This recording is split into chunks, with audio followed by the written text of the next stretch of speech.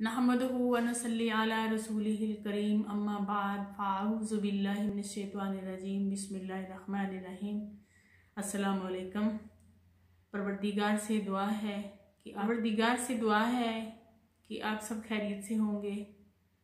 अल्लाह के बारगाह में ये भी दुआ है कि हर एक इंसान को मुश्किलात से बचाए और जो कोई किसी मुसीबत में मुबतला है तो उसकी उस मुसीबत से निजात अता करे।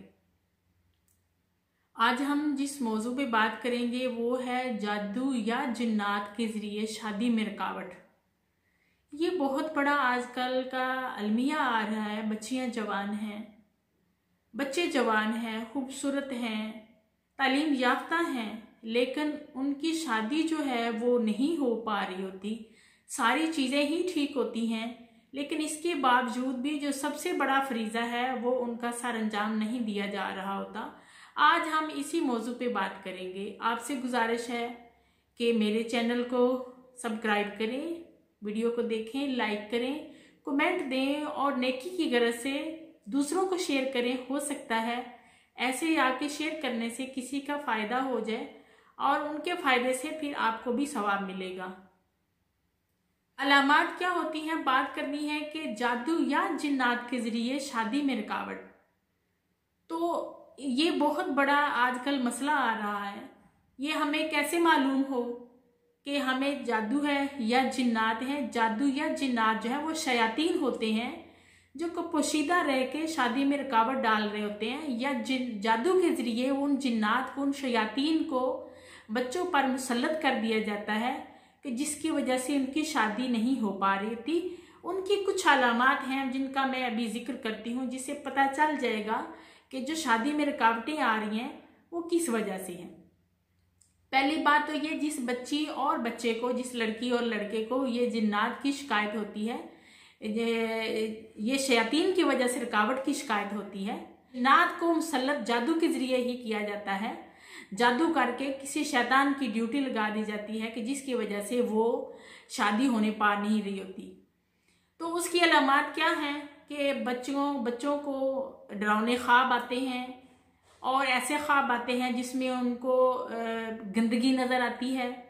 कोई भैंस है, ये जानवर जो है या तो उनके पीछे भाग रहे हैं या वो उनसे खौफजदा हो के खुद भाग रहे हैं। बाज़ दफ़ा ऐसे भी ख्वाब आता है कि सोते सोते में वो ऐसे उनको लगता है जैसे कोई सी चीज़ ने उनके ऊपर दबाव डाल लिया है और वो बोलने की कोशिश कर रहे हैं, बोल नहीं पा रहे। ये भी जादू या जिन्नात की इलामत होती है। बाज़ दफ़ा ऐसे होता है, सोते सोते में ऐसे लगता है जैसे किसी ने उनको हिला के जगा दिया है और उनका जिस्म कांपा और वो उठ गए हैं। कभी कभी ऐसे लगता है कि वो किसी चीज़ से गिर गए हैं और कभी कभी ऐसे लगता है कि जैसे वो ऊंचाई से नीचे की तरफ गिर रहे हैं और वो एकदम से जाग जाते हैं। और बाज़ दफ़ा शाम मगर असर के बाद से तबीयत जो है उसमें चिड़चिड़ापन भी आना शुरू हो जाता है। उसको ऐसे लगता है जैसे कुछ सुस्ती सी छाई हुई है और चिड़चिड़ापन सा आ गया है। अकेले अकेले रहना, तन्हाई में रहना और किसी से बात कम करना, खामोशी ज़्यादा अख्तियार कर जाना, सर में दर्द होना, अक्सर सर में दर्द महसूस होना, कमर में दर्द महसूस होना, और जो लड़के हैं उनके मैदे में ज़्यादा प्रॉब्लम जो है वो शुरू हो जाता है। और लड़कियां हैं, जो बच्चियां हैं, उनको आयाम की बेतरतीबी हो जाती है, या उनको लकोरिया जिसकी बीमारी पर प्रॉब्लम बताते हैं, या तो उनको वो हो जाता है कि उनका ये मसला ज़्यादा हो जाता है।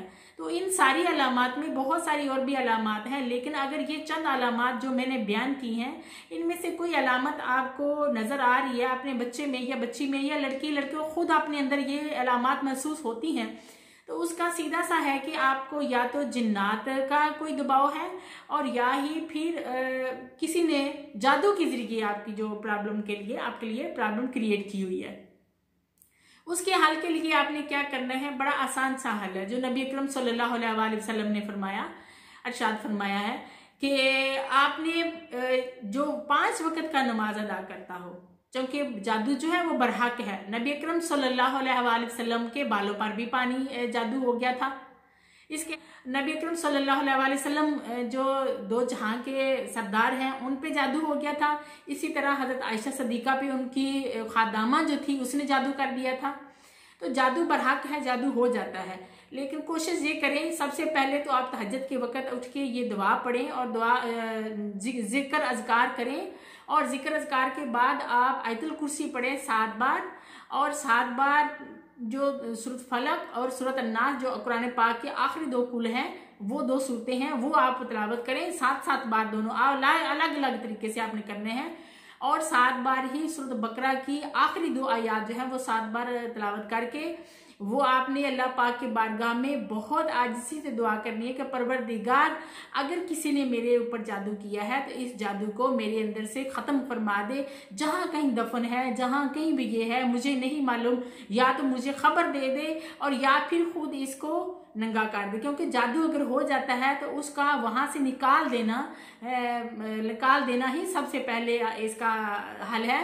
क्योंकि नबी अकरम सल्लल्लाहु अलैहि वसल्लम को खबर जब हुई थी तो कुएं में वो बाल छुपाए गए थे, तो आपने वो जिन बालों में जो नबी अकरम सल्लल्लाहु अलैहि वसल्लम के बालों पे जादू किया गया था तो वो कुएं से आपने उस जगह से निकाले थे।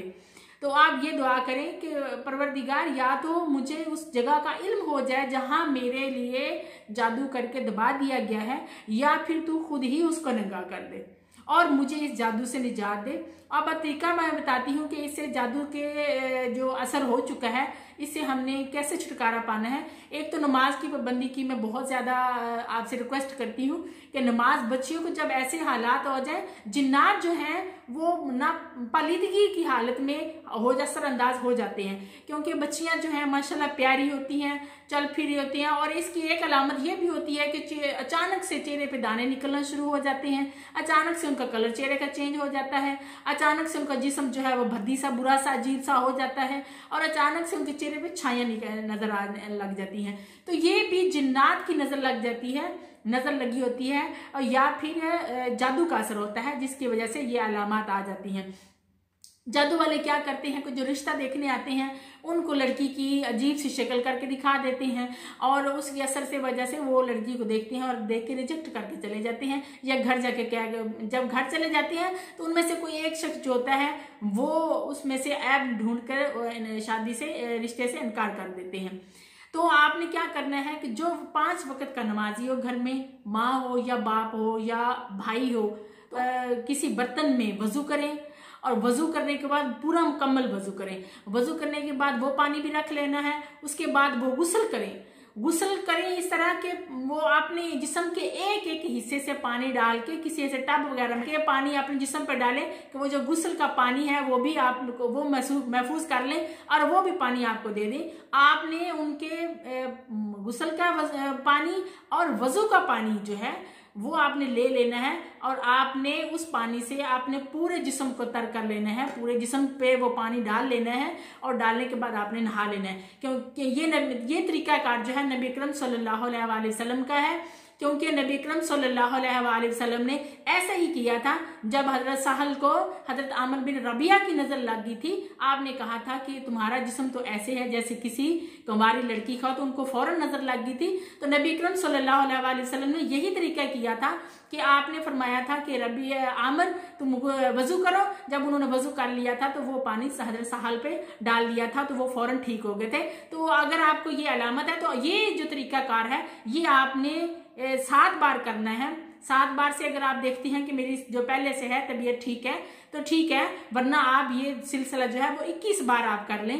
7 बार करने के बाद आप 21 बार ये कर लें कि बहुत ही ज्यादा आजमूदा है, ऐसे ये दूर हो जाएगी। अगर आपको शैतान की नजर लगी हुई है या शैतान का कोई असर है या जिन्नात का कोई असर है या जादू का असर है तो ऐसे गायब हो जाएगा जैसे वो था ही नहीं। और उसके बाद आपने क्या करना है, नमाज की पाबंदी लाजमी करें, नमाज की पाबंदी हर सूरत करें, शाम के वक्त और सुबह के वक्त की अज़कार बहुत ज्यादा करें, सूरत अन्नास और सूरत फलक की बहुत ज्यादा कसरत के साथ तिलावत करें, और सूरत आयतुल कुर्सी की कसरत के साथ तिलावत करें, अनगिनत हिसाब से तिलावत करें, और पूरा दिन जो है सूरत अन्नास और सूरत फलक की तिलावत करते रहें। इंशाअल्लाह दुरूद पाक की तिलावत करते रहें। इंशाअल्लाह अज़ीम चंद ही दिनों में, 7 दिनों में या 21 दिनों में आपकी ये जो अलामात होंगी वो ख़त्म हो जाएंगी और अल्लाह पाक की बारगाह से अच्छे। फिर नेक्स्ट वीडियो में मैं बताऊंगी कि शैतान जो है वो कैसे जादू करते हैं और कैसे लड़कियों पे या लड़कों पे हावी हो जाते हैं, और जो जादू की अलामात होती हैं